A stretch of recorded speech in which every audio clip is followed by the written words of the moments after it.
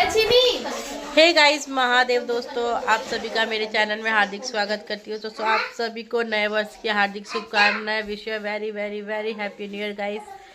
2026 में आप सभी का स्वागत है और 2026 में भी आप हमें ढेर सारा भर भर के प्यार दीजिए। और देखिए, मैं नहा के आ गई हूँ और ये मैंने कुर्ती पहनी है, ये पैंट है, यहाँ मेरा बेटा है, यहाँ मेरी पगली भांजी लोग बैठी है और यहाँ मैं हूँ। यहाँ मेरी बेटी पगली परा कर रही है। देखिए, न्यू ईयर में सब पगला रहा है। आज न्यू ईयर का पहला तारीख है। Happy new year guys. तो ठंड बहुत है। मैंने उलेन, ये जो कुर्ती पहनी उलेन वाली पहनी है, इससे देखिए ये आ गई मेरे पास बैठ के। ठंडी है ना बाबू, ठंडी है ना, ठंडी बहुत है। तो अभी मुझे जाना है दर्शन करने के लिए। तो श्याम बाबा का दर्शन करने के लिए मैं और मेरी दीदी निकलेंगे अभी। और ये रहेगी साथ में और ये रहेगी साथ में। तो चलिए चलते हैं, श्याम बाबा का मंदिर चलेंगे। आप दर्शन कराने के लिए, तो साथ में आप चलिएगा। ये सो गाइस, देखिए हम निकल चुके हैं अपनी दीदी के साथ। और दीदी की छोटी वाली बेटी है और मेरी बेटी है।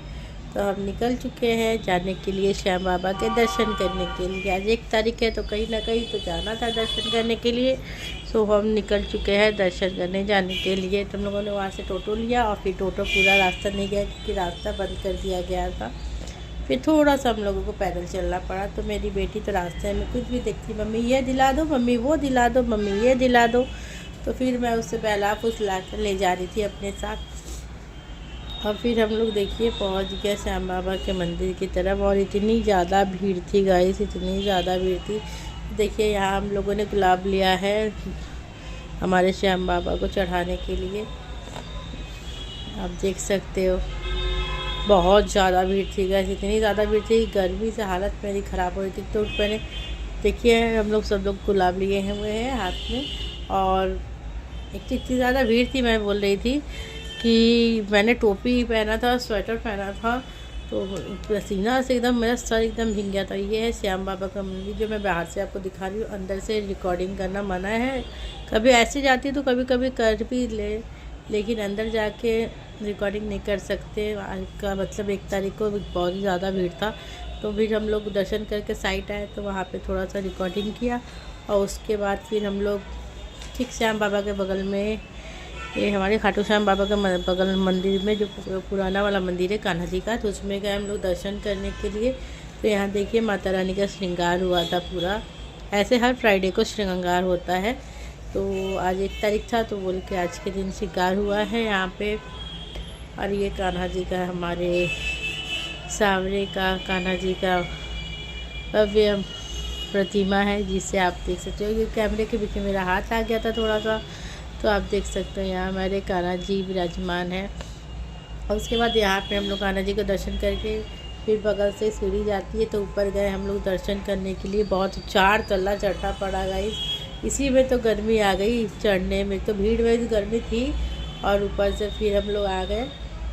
चारे ऊपर भी माता रानी का एक मंदिर है, ऊपर एक भगवान जी का मंदिर है। कौन से भगवान जी का मंदिर है ध्यान नहीं आ रहा था मेरे को। ये देखिए माता रानी का मंदिर है, उसका नाम मैं भूल जा रही हूँ, सामने लिखा है लेकिन लाइट की वजह से दिख नहीं रहा है। तो ये देखिए माता रानी का मंदिर है। यहाँ पे हम लोग आए, दर्शन किए यहाँ पे।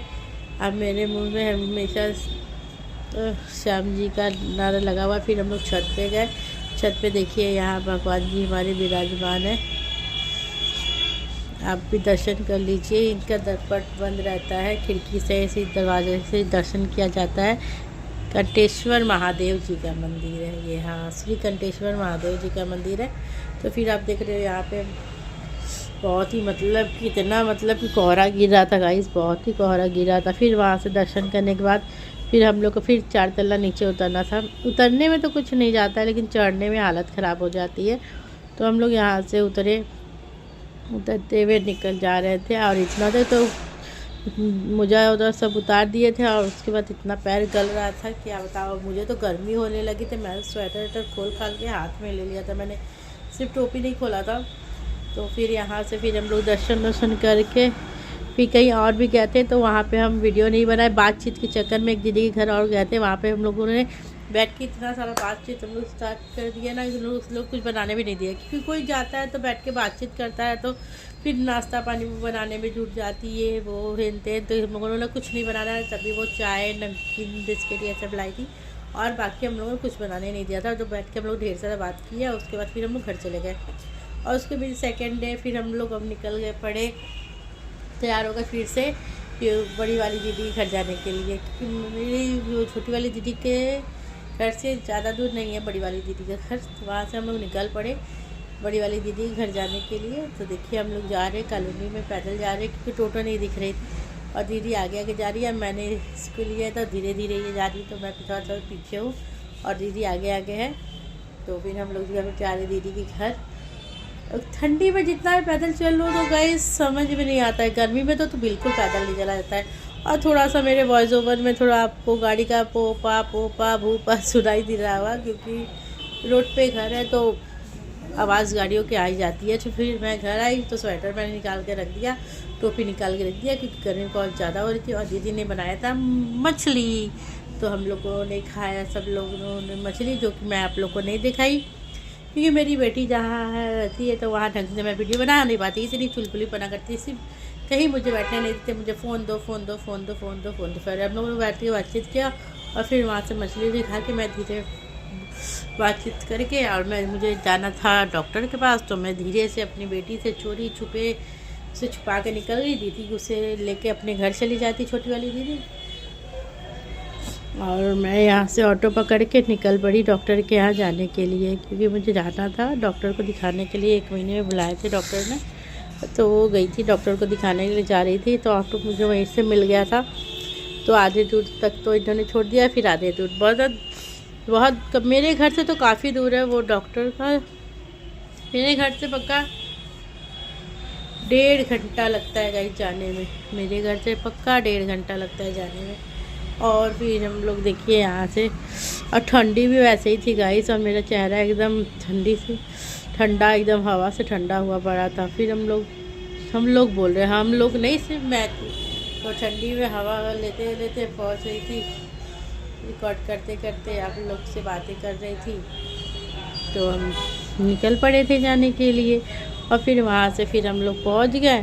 पहुँचने के बाद कॉलोनी के अंदर जाना था, समथिंग कॉलोनी के अंदर 2 किलोमीटर अंदर जाना रहता है, तो पैदल जा रही थी। और ये है मुंशी प्रेमचंद पार्क, जो कॉलोनी सुंदरपुर कॉलोनी के अंदर है। ये कॉलोनी आता है आपका ब्रिज इनक्लूब कॉलोनी, हाँ ब्रिज इनक्लूब कॉलोनी। सो मैं पैदल जा रही थी, कि मैं जानबूझ के जल्दी निकली थी कि मैं उजाले में पहुंच जाऊंगी। आते समय तो जाते समय थोड़ा सा कन्फ्यूज़न हो जाता है कि कौन से लेन में जाना है, मतलब बहुत सारे लेन है, तो कौन सा लेन में जाना है ये बहुत ज़्यादा कन्फ्यूज़न हो जाता है। तो फिर मैं जा रही थी, फिर मैं जाते जाते सोच रही थी या फिर किस साइड जाना है किस साइड नहीं जाना है। तो वहाँ गोलगप्पा वाला भैया देखिए पीछे है ना, तो उनसे मैंने पूछा कि डॉक्टर वीके दीक्षित का घर कौन सा था, वहाँ से कोई भी बता देता है। तो उन्होंने बोला सीधे जाके लेफ़्ट मुड़ जाइए, तो फिर हम सीधे जाके लेफ़्ट मुड़ जाएंगे आगे जाके। तो आपसे बात करते करते जा ही रही हूँ, तो ऐसे ठंडी भी थी तो फिर पैदल चलने में अच्छा लग रहा था। और वहाँ से फिर हम धीरे धीरे बढ़ रहे थे, अकेले थे तो सोचिए अकेले ऐसे जाऊँगी, आप लोगों को बातें करते करते जाती हूँ। और ये है पार्क, ठीक पार्क के पीछे उनका घर है। पार्क है, पार्क के पीछे से रास्ता है, उसी रास्ते से जाके लेफ़्ट मुड़ते पहला मकान छोड़ के दूसरा मकान डॉक्टर वीके दीक्षित का है। तो मैं आ गई थी, और वहाँ से नंबर लेके मैं बैठ गई थी, और काफ़ी ज़्यादा भीड़ था, तो 1.5-2 घंटा तो लगना ही था। तो फिर इसलिए मैं अपना नंबर लेके बैठ गई थी, और ठंडी लग ही रही थी गाइस, बाहर बैठी थी नंबर लेके। यहाँ देखिए सब लोग खड़ा है, अपना नंबर आने का इंतज़ार कर रहा, और मेरा नंबर सबसे लास्ट था 59, और मेरे बाद लास्ट में जब मैं दिखा ली तो एक लोग और आए थे 60। तो मैं बैठ के यहाँ इंतज़ार कर रही हूँ कब मेरा नंबर आए, कब मैं अंदर जाऊँ, कब मैं डॉक्टर को दिखाऊँ, कब मैं घर जाऊँ। तो बैठ के मैं ऐसे ही